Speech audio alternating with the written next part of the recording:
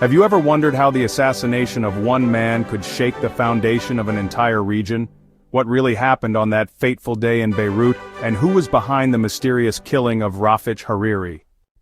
This is the story of power, politics, and a blast that changed the Middle East forever. February 14, 2005, Beirut, Lebanon. It was just past noon when a massive explosion rocked the capital city. A suicide bomber driving a van packed with over 2,000 kilograms of explosives detonated the device near the St. George Hotel. The target?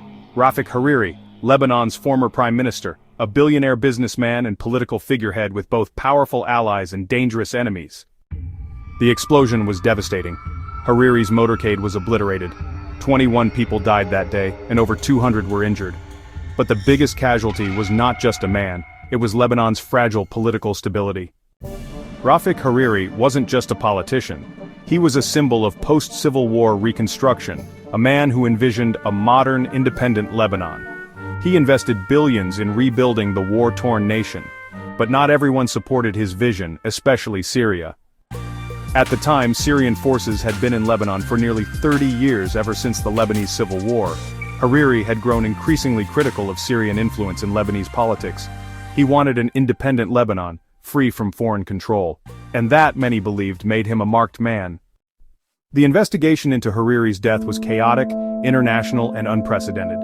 The United Nations launched an inquiry, and later a special tribunal was created, the Special Tribunal for Lebanon, based in The Hague. The early investigations suggested a carefully planned and professionally executed assassination. Phone records, surveillance footage, and forensic analysis all pointed toward one conclusion: this was not the work of a lone wolf.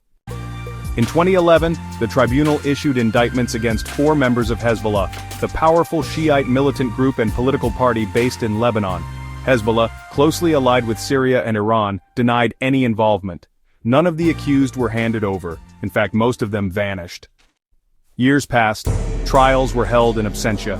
In 2020, 15 years after the assassination, the tribunal finally convicted one man, Salim Ayyash, for his role in the murder. But the verdict left many questions unanswered.